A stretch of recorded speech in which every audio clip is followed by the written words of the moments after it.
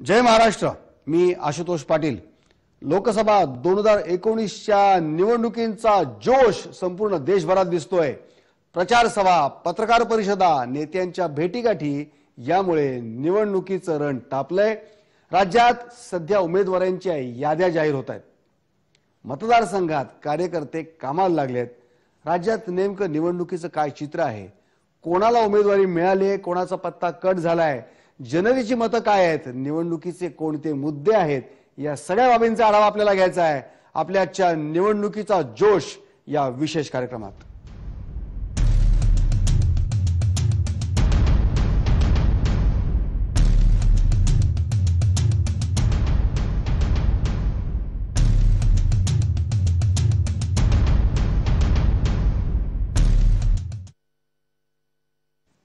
नमस्कार। निवडणुकीचा जोश आपण घेतोय। सर्वात प्रथम आपण जाऊया आपल्या औरंगाबादचे प्रतिनिधी आहेत माधव सावरगावे यांच्याकडून। आपण तिकडचे अपडेट ते घेणार आहोत, पण मराठवाड्याची राजधानी असलेल्या औरंगाबाद लोकसभेमध्ये कधी नव्हे ती चुरस यावेळेस पाहायला मिळते। निवडणुकीपूर्वीच सगळ्याच पक्षांच्या नेत्यांनी जोरदार मोर्चेबांधणी सुरू केली आहे। सर्व पक्ष नेत्यांकडून 4 टर्मपासून असलेले खासदार चंद्रकांत खैरे यांचा पराभव करण्याचा चंग बांधला जात आहे।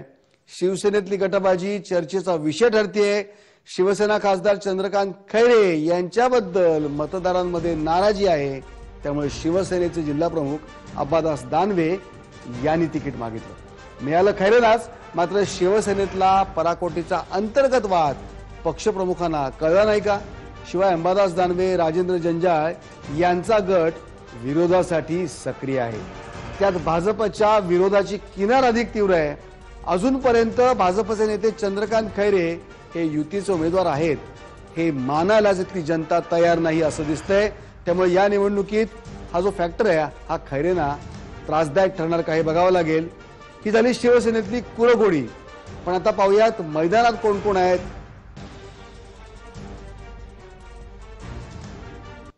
आणि याच बाबत थेट अपडेट घेऊया आमचे औरंगाबादचे ब्युरो चीफ माधव सावरगावे यांच्याकडून। माधव, औरंगाबाद मधलं आणि मराठवाड्यातलं चित्र काय आहे, काय ग्राउंड रियालिटी आहे, तुझ्याकडून जाणून घ्यायचं आहे। मराठवाड्यातील 8 जिल्ह्यातलं चित्र जवळपास स्पष्ट झालेलं आहे। आता प्रतीक्षा आहे की वंचित बहुजन आघाडीच्या उमेदवारांची नेमकं त्यांनी जी सुरुवातीला नावं सांगितली होती ती कन्फर्म आहेत का, आणि या निवडणुकीमध्ये ते कशा पद्धतीनं निवडणुकीत स्वीकारणार आहे। सगळ्यात महत्वाचं म्हणजे मराठवाड्याची राजधानी असलेल्या औरंगाबादमध्ये पहिल्यांदा असं चित्र दिसतंय की तिथे चुरस निर्माण झालेली आहे। कारण 4 टर्म पासून एक हाती सत्ता म्हणजे एक हाती विजय खासदार चंद्रकांत खैरे यांनी मिळवलेला आहे। औरंगाबाद शहर हे तसं वेगानं वाढणारं शहर म्हणून गेल्या दशकापूर्वीची ओळख होती, ती ओळख आता मिटलेली आहे। म्हणजे ती मिटण्यामागचं कारण हे खासदार चंद्रकांत खैरे आहेत असा आरोप थेट इथली जनता करून आली आहे। त्यामुळं या निवडणुकीमध्ये वेगळं चित्र निर्माण होईल का किंवा ते दिसेल का या संदर्भात आता चर्चा सुरू झाली आहे। सगळ्यात महत्वाचं म्हणजे चंद्रकांत खैरे हे 4 टर्म पासून निवडून येत असताना या ठिकाणी हिंदू विरुद्ध मुस्लिम असा संघर्ष सातत्यानं दिसून आला। हिंदू बहुल मतदार हा चंद्रकांत खैरेंना मतदान करायचा आणि त्याच जोरावर ते विजयी व्हायचे। साधारणतः मागच्या निवडणुकीमध्ये आणि 2009च्या निवडणुकीचा जर आलेख पाहिला तर 14 लाख लोकसंख्या असलेल्या या मतदारसंघामध्ये केवळ 2.5 लाख ते 3 लाखाच्या मतामध्ये चंद्रकांत खैरे तेवढी मतं घेऊन ते विजयी व्हायचे। पण त्या तुलनेत मुस्लिमांची मतं घेऊन आणि हिंदूंची मतं घेऊन असं एकत्रीकरण करून काँग्रेसच्या उमेदवाराला साधारणतः 2.5 लाखापर्यंतच्या मतदारांचा टप्पा गाठता आला, आणि त्यामुळे कुठेतरी ही निवडणूक व्हायची ती 5-10 हजाराच्या फरकाची व्हायची। म्हणूनच यावेळेस ही निवडणूक ही कशा असते, आणि जो नवमतदार आहे जो नव्यानं आता या मतदान प्रक्रियेमध्ये सहभागी होणार आहे असे सगळे मिळून जवळपास 19 लाख मतदार औरंगाबाद लोकसभा मतदारसंघामध्ये आहेत। आणि त्यामुळे या जिल्ह्याचं या लोकसभेचं चित्र पालटतं का हे पाहणं महत्वाचं आहे। आणि त्यासाठी आता सगळ्यात जास्त चर्चा सुरू आहे पक्षांतर्गत कुरघोडी, आणि दररोज एक नवीन उमेदवाराची नावं समोर येत आहेत। असं हे पहिल्यांदा होतंय, कारण मागच्या निवडणुकीमध्ये औद्योगिक राजधानी औरंगाबादची ओळख राज्याची औद्योगिक राजधानी होईल असं आपल्याला वाटत होतं, पण ते चित्र दिसत नाहीये। खरं म्हणजे खासदार लोकसभेतला प्रतिनिधी असतो, पण तरी सुद्धा यावेळेस देखील ही निवडणूक स्थानिक मुद्द्यावर लढली जाणार आहे का? आता ती निवडणूक यावेळेसची स्थानिक मुद्द्यावरच लढली जाणार आहे. 2014च्या निवडणुकीमध्ये स्थानिक मुद्द्यांवर ही निवडणूक असणार होती. मात्र मोदी फॅक्टर हा चंद्रकांत खैरे यांना खूप मदतीला धावून आणला होता आणि त्यामुळं जे स्थानिक मुद्दे होते त्यावेळेस फारसे पुढे आले नाहीत. मागच्या आठवड्यामध्ये जी युतीची मोठी सभा झाली होती, पहिला जो मेळावा झाला होता, त्या मेळाव्यामध्ये सुद्धा उद्धव ठाकरे यांनी पुन्हा हिंदुत्वाला ललकारी दिली होती आणि त्याच मुद्द्यावर ही निवडणूक होईल की काय अशी भीती निर्माण झाली होती. पण त्याचा हळूहळू कमी होताना दिसतंय. कारण औरंगाबाद शहरातले उद्योग असतील किंवा या ठिकाणची पाणी टंचाई असेल किंवा गेल्या 1.5 वर्षांपासून असलेला कचऱ्याचा प्रश्न असेल, रस्त्याची समस्या कायमस्वरूपी आहे. या पायाभूत सुविधांच्या भोवतीच बरोबर आहे माधव, बरोबर आहे. शेवटी पायाभूत सुविधा या महत्वाच्या आहेत. आजच आपण जय महाराष्ट्रांनी बातमी दिली की जायकवाडीतला जिवंत पाण्याचा जो साठा आहे तो ऑलमोस्ट झिरोवर आलेला आहे आणि हा पाण्याचा प्रश्न या निवडणुकीत देखील महत्वाचा असणार आहे. धन्यवाद माधव तुझ्या सर्वांगीण या विश्लेषणाबद्दल. लक्ष ठेव. आता आपण वळूया पुढे. एकीकडे सर्व पक्ष आपापले उमेदवार घोषित करतायत. अवघ्या देशाचे लक्ष विदर्भातल्या मतदारसंघांकडे पण लागले. कारण नागपूर, रामटेक, भंडारा गोंदिया, चंद्रपूर, अमरावती या मतदारसंघात तगड्या लढती होणार आहेत आणि त्यामुळेच या हाय प्रोफाईल मतदारसंघावर वर्चस्व राखण्यासाठी सगळ्या पक्षांनी कंबर कसली आहे. त्यामुळे विदर्भाचा गड कोण राखणार याकडे सगळ्यांचं लक्ष आहे. नागपूर लोकसभा मतदारसंघाची विषयी आपण माहिती घेणार आहोत. आमचे प्रतिनिधी उदय तिमांडे यांच्याकडून. उदय तिमांडेकडे आपण थेट जाऊया. उदय, नागपूरचं नाव घेतलं की पहिली आठवण होते भाजपचे हेवीवेट मंत्री नितीन गडकरी यांची. कशी असणार आहे यावेळची विदर्भातली आणि नागपूरमधली लढत? काय अपडेट्स आहेत?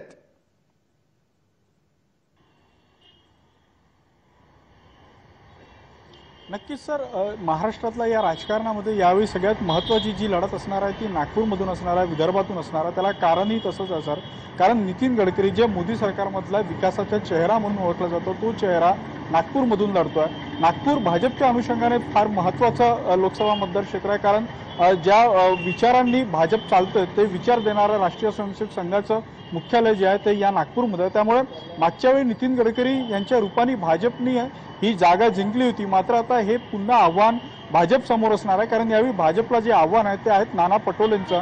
नाना पटोले आधी काँग्रेसमध्ये होते, मात्र त्यांनी काँग्रेस सोडून भाजपच्या सोबतीत आले. भाजपमधून त्यांनी भंडारा गोंदिया मध्ये जे आहे ते राष्ट्रवादीला धोबी पछाड देत भाजपला तो गड राखण्यात मदत केली. मात्र मधातल्या काळात मोदींवर टीका करत त्यांनी जो आहे तो काँग्रेसचा भाजपचा राजीनामा दिला आणि काँग्रेस पक्षात आले. त्यानंतर काँग्रेसने त्यांना जे आहे ते गडकरींच्या समोर उमेदवार म्हणून उभं केलेलं आहे. त्यामुळे पूर्ण महाराष्ट्राचं लक्ष जे आहे ते या नागपूरकडे लागणार आहे. नागपूरची लढत प्रामुख्याने जी आहे ती विकासाच्या मुद्द्यावर व्हावी अशी सामान्य नागपूरकरांची अपेक्षा. उदय, नागपूरच्या व्यतिरिक्त विदर्भातलं चित्र काय आहे? विदर्भातलं चित्र थोडं सांगा मला. वादाच्या बाजूने जातोय का किंवा नक्कीच सर, नागपूर शिवाय हाय प्रोफाईल लढतींमध्ये जे आहे ते विदर्भातला चंद्रपूर, अमरावती या सुद्धा जागांचा महत्व आहे. रामटेकचं सुद्धा महत्व आहे. विशेष महत्व जे आहे ते चंद्रपूरला, कारण चंद्रपूरमध्ये केंद्रीय गृह राज्यमंत्री हंसराज अहिर यांची लढत जी आहे ती विनायक बांगडे यांच्यासोबत होणार आहे. काँग्रेस तिथे आतापर्यंत 2 उमेदवार दिलेला, एक विलास मुत्तेमवारच्या रूपाने काँग्रेसने उमेदवार देण्याचा प्रयत्न केला. मात्र स्थानिक नेत्यांनी विरोध केल्यानंतर जो आहे त्यांनी उमेदवारी अर्ज जो आहे तो मागे घेतला होता. त्यानंतर आज सकाळी जे आहे ते दुसऱ्या उमेदवाराची घोषणा झाली. सोबतच अमरावती हा मतदारसंघ सुद्धा फार महत्त्वाचा आहे. कारण हा मतदारसंघ जो आहे तो युतीमध्ये सेनेच्या वाट्याला आणि आघाडीमध्ये राष्ट्रवादीच्या वाट्याला. मात्र इथे राष्ट्रवादी स्वतः न लढता जी आहे ती रवी राणा यांच्या पत्नी जी आहेत त्यांच्या रूपाने जी आहे ती बाजी लावू इच्छित आहे. मात्र अमरावतीमध्ये जे आहे ते काँग्रेस आणि राष्ट्रवादीचे जे कार्यकर्ते आहेत त्यांच्यामध्ये रवी राणा यांच्या पत्नीला उमेदवारी दिल्यामुळे फार मोठ्या प्रमाणात नाराजी आहे. त्यामुळे या सगळ्या नाराजीचं कशा पद्धतीने रूपांतर होते, कारण तेवढीच नाराजी तिथले सेनेचे खासदार अडसूळ यांच्या बाबतीत सुद्धा आहे. सोबतच रामटेकमध्ये जे आहे ते सर आता उमेदवारी अर्ज सादर करायला काही तासच शिल्लक. बरोबर आहे उदय. उदय, आजची मोठी बातमी दिवसभरातली की चंद्रपूरच्या बांगडे यांना उमेदवारी दिल्यावरून एका कार्यकर्त्यांनी काँग्रेसचे राज्याचे प्रमुख अशोक चव्हाण यांना फोन केला आणि तो फोन रेकॉर्ड झाला. तो फोन व्हायरल झालाय. त्याच्यामध्ये वैतागून अशोक चव्हाण असं म्हणतायत, हा जो व्हायरल व्हिडिओ त्याच्यामध्ये असं म्हणतायत की मला माझं ऐकत नाहीयेत आणि मुकुल वासनिकांच्या सांगण्यावरून उमेदवारी दिली गेलेली आहे. मला तर राजीनामा द्यावा असा वाटतोय. आणि आज दिवसभरातली चर्चेतली बातमी ही होती. अमरावतीचा उल्लेख तुम्ही केलात. अमरावतीमध्ये खरं म्हणजे रवी राणांचा जनसंपर्क खूप आहे आणि तिथला स्थानिक उमेदवार हवा या एका मुद्द्यावर नवनीत राणांकडे पारडं थोडं झुकतंय असं वाटतंय. एकूणच नागपूर आणि विदर्भातल्या या सगळ्या लढतींकडे आपलं लक्ष आहेच. संपूर्ण देशाचं लक्ष लागलंय की नितीन गडकरी यावेळेस काय त्यांची परिस्थिती राहील, मताधिक्य मिळेल का, किती राहील. पंतप्रधान पदासाठी एक ऑप्शन म्हणून त्यांच्याकडे विरोधी पक्ष देखील प्रोजेक्ट करतोय. बघूया आता निवडणुकीत काय होते. धन्यवाद उदय. आता आपण वळूया कोल्हापूरकडे. कोल्हापूर लोकसभा मतदारसंघ राज्यात नेहमी लक्षवेधी ठरलाय. यावेळी सुद्धा मतदारसंघात हाय व्होल्टेज लढत आहे. राष्ट्रवादीचे विद्यमान खासदार धनंजय महाडिक विरुद्ध शिवसेनेचे संजय मंडलिक यांच्यात थेट लढत होणार आहे. पण कोल्हापूरचा खासदार सेनेचा व्हावा हे बाळासाहेब ठाकरेंचं स्वप्न पूर्ण करण्यासाठी यावेळी शिवसेना मैदानात उतरली आहे.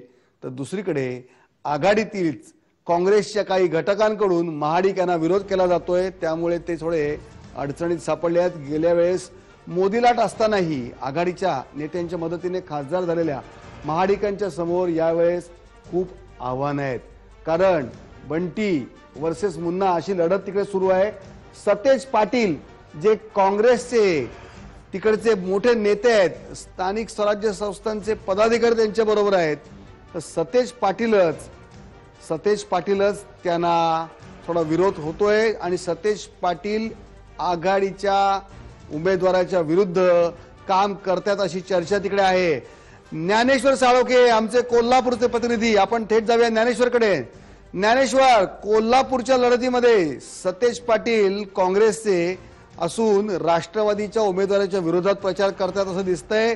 सगळे नगरसेवक सेनेच्या मंचावर जाऊन दिसतात. आपण जय महाराष्ट्रांनी बातमी दिली होती. काय कोल्हापूरचं चित्र आहे, काय अपडेट आहे तुझ्याकडे?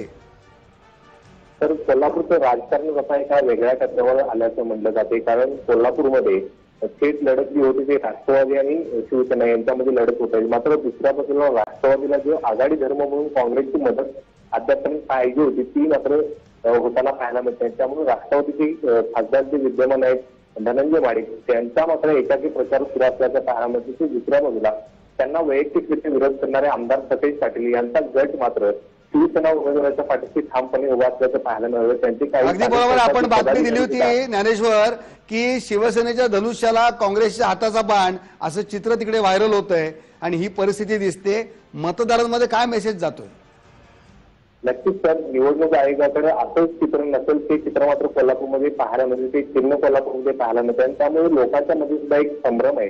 नेमका आपण कोणाला मतदान करायचं, कोणाच्या बाजूने कोण आहे याचा संभ्रम आहे तो मतदारसंघामध्ये. मात्र या ठिकाणी पाहायला गेलं तर शिवसेना आणि राष्ट्रवादी या दोघांच्या मध्ये जे आहे ती तुल्यबळ लढत होणार आहे. आणि शिवसेना आणि महायुतीने जे संघ बांधलेला आहे ते संघ शिवसेनेचा कोल्हापूरचा खासदार करायचा आणि बाळासाहेब ठाकरेंचं स्वप्न पूर्ण करायचं हा संघ बांधून शिवसेना आणि भाजपचे पदाधिकारी आता मैदानात उतरल्याचं पाहायला मिळते. राज्यातले 2 नंबरचे मंत्री जे आहेत ती चंद्रकांतदादा पाटील ते स्वतः कोल्हापूरचे आहेत आणि त्यांनी शिवसेनेच्या उमेदवाराच्या पाठीमध्ये आहे ते आपली मोठी. अगदी बरोबर आहे ज्ञानेश्वर.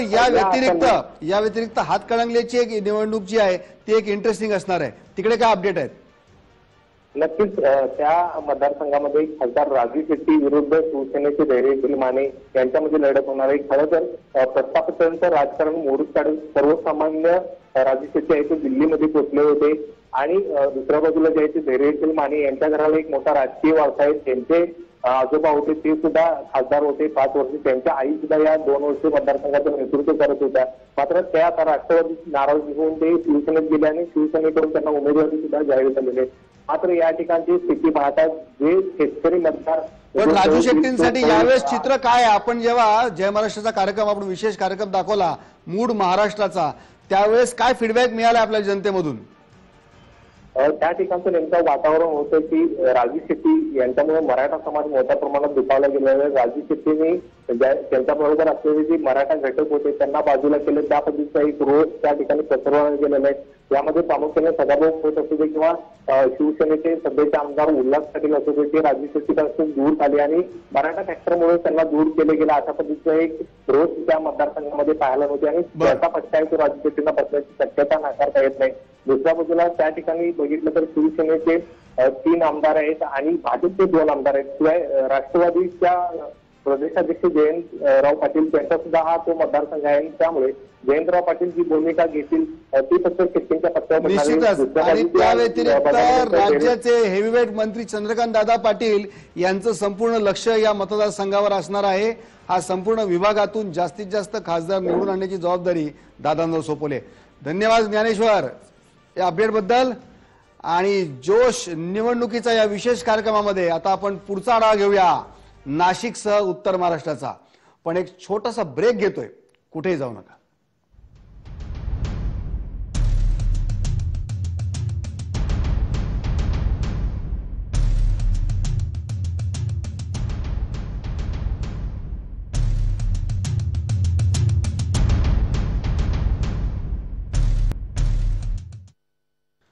जोश निवडणुकीचा आणि आपण आढावा घेतोय संपूर्ण राज्याचा.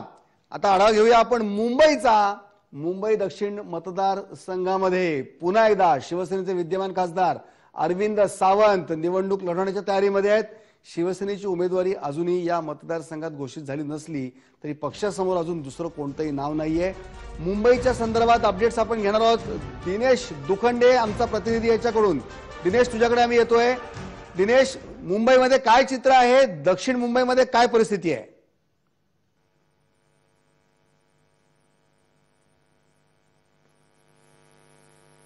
आशुतोष सर, मुंबईमध्ये चित्र असं म्हणता येईल की युती जर झाली नसती तर काँग्रेस एनसीपी आणि त्यांच्या मित्रपक्षांसाठी परिस्थिती चांगली असती. पण आता युती झाल्यानं शिवसेना भाजपच्या साठी हा लोकसभेचा पेपर म्हणावा तितका सोपा आहे असा अंदाज आता व्यक्त करता येऊ शकतो. हा अंदाजच आहे प्राथमिक, कारण अंदाज हा कधी चुकू शकतो किंवा बरोबरही निघू शकतो. वेळोवेळी राजकीय वातावरण बदलत असतं. पण जी एक धाकधूक युतीच्या नेत्यांना होती ती कदाचित उद्धव ठाकरेंनाही असू शकेल आणि फडणवीस यांनाही असू शकेल. पण आता युती झाल्यामुळे थोडंसं लक्ष जे आहे 6 जागांचं ते बऱ्यापैकी तिथे यश. अगदी बरोबर. अरविंद सावंतांसाठी ही निवडणूक सोपी आहे का कठीण आहे? कदाचित इतिहासाची पुनरावृत्ती होऊ शकते. अरविंद सावंतांच्या बाबतीत म्हणाल तर तशी सोपी म्हणता येईल, कारण गेल्या वेळेसही अरविंद सावंत हे नरेंद्र मोदी यांच्या लोकप्रियतेच्या लाटेवर निवडून आले होते. कदाचित त्यावेळेस त्यांचा विजय निश्चित मानला जात नव्हता, पण यावेळेस त्यांच्याकडे आत्मविश्वास आहे. आणि स्वतः मिलिंद देवरा हे काँग्रेसमधल्या अंतर्गत गटबाजीनं त्रस्त होते. मिलिंद देवरा निवडणूक लढणार नाही इथपर्यंत परिस्थिती होती. एक मनसे फॅक्टर होता ज्यासाठी मिलिंद देवरा खूप आग्रही होते. मराठी मतांचं विभाजन होईल जर मनसे या निवडणुकीच्या रिंगणात असेल तर, आणि त्याचा फायदा काँग्रेसला होऊ शकतो. आपल्याकडे वेळ थोडा कमी आहे. मी आता येईल दक्षिण मध्य मुंबईकडे आपण जाऊया. दक्षिण मध्य मुंबईमध्ये राहुल शेवाळ्यांची काय परिस्थिती आहे?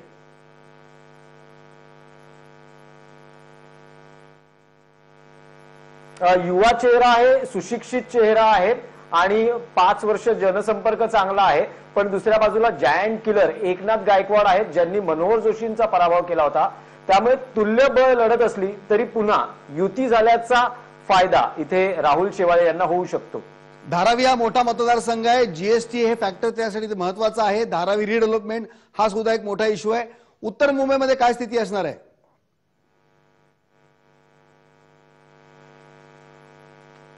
उत्तर मुंबई हा पूर्णपणे भाजपचा बालेकिल्ला आहे. इथे स्वतः मुंबई काँग्रेसचे अध्यक्ष संजय निरुपम हे 2009 मध्ये इथे खासदार होते, पण 2014 मध्ये त्यांना मोदी लाटेचा फटका बसलेला आहे. आणि जी वोट बँक आहे जवळपास 6-6.5 लाखाचं मतदान हे गोपाळ शेट्टी यांना म्हणजे भाजपला झालं होतं. भाजपने इथे कोणताही उमेदवार दिला तरी तो सहज फुलासारखा निवडून येऊ शकतो अशी परिस्थिती आहे. आणि काँग्रेसचं जर मताधिक्य किंवा जे मिळालेलं मतांचं प्रमाण बघितलं तर निश्चितच संजय निरुपम स्वतः इथे निवडणूक लढण्यास. पण अजूनही संजय निरुपम यांचं नाव मात्र जाहीर झालेलं नाहीये.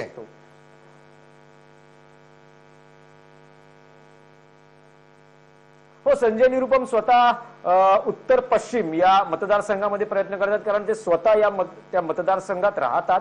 तिकडचा जनसंपर्क त्यांचा चांगला आहे आणि इथे गजानन कीर्तीकर हे शिवसेनेचे उमेदवार आहेत. त्यांना असं वाटतंय की निरुपम यांना असं वाटतंय की ते कीर्तीकरांचा सहज पराभव करू शकतात, कारण एकूण पण जर लढत निश्चितच उत्तर सोपी पश्चिम नसणार आहे. बघितलं तर ग्लॅमरस बरोबर आहे दिनेश, ही लढत चुरशीची होणार आहे. त्याचबरोबर आपण बघतोय की प्रिया दत्त या सुद्धा तयार नव्हत्या. प्रिया दत्तला पण तिकीट मिळालेलं आहे. प्रिया दत्त वर्सेस पूनम महाजन ही लढत सुद्धा अतिशय काटेची होणार आहे. सगळ्यांचं लक्ष त्याच्याकडेच आहे.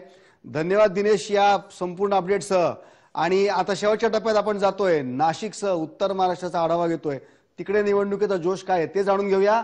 8 लोकसभा मतदारसंघ आहेत. नाशिक, जळगाव, धुळे, नंदुरबार, दिंडोरी, अहमदनगर, शिर्डी आणि रावेर या 8 लोकसभा मतदारसंघाचा समावेश आहे. मागच्या पंचवार्षिक निवडणुकीत सर्वच 8 जागांवर युतीचे उमेदवार निवडून आले होते.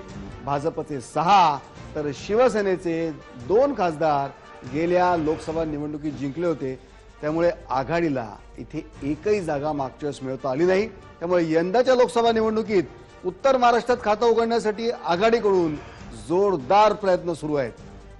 उत्तर महाराष्ट्रात अनेक दिग्गज नेते आहेत आणि आपण जाऊया. आमचे प्रतिनिधी किरण गोटूर नाशिकहून आपल्यासोबत जोडले गेले आहेत. किरण, उत्तर महाराष्ट्रातले अपडेट काय, नाशिकचे अपडेट काय? सर, खरं तर निवडणुकांचे बिगुल वाजलेले आहेत, त्यामुळे संपूर्ण उत्तर महाराष्ट्रामध्ये निवडणुकाचा एक जे रंग आपल्याला बघायला मिळतोय. खरं तर अनेक महत्वाचे नेते उत्तर महाराष्ट्रामध्ये आहेत. यामध्ये गिरीश महाजन असतील, एकनाथ खडसे असतील, भामरे असतील, अशा दिग्गज नेत्यांची जे प्रतिष्ठा आहे या संपूर्ण निवडणुकामध्ये जे आहे ते पणाला लागणार आहे. नाशिकचा जर आपण विचार केला तर नाशिकमध्ये छगन भुजबळ यांचे पुतळे जे आहेत त्यांना राष्ट्रवादीकडनं उमेदवारी मिळालेली आहे. त्याच पद्धतीने युतीकडून हेमंत गोडसे यांना उमेदवारी मिळालेली आहे. या दोघांमध्ये ही काटेकी टक्कर होईल. बरोबर आहे किरण. आता प्रश्न एक आहे की मनसे राज ठाकरे भुजबळांना सपोर्ट करणार का आणि ग्राउंड लेवलला काय रियालिटी आहे?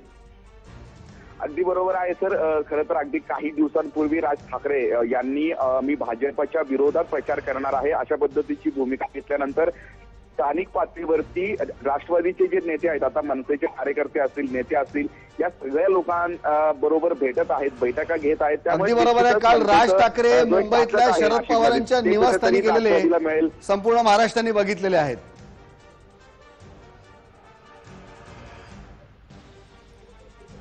किरण, हा जो इकडचा जो स्थानिक हा जो प्रवाह आहे या प्रवाहाच्या याचं प्रतिबिंब महाराष्ट्रातल्या राजकारणावर देखील पडणार आहे.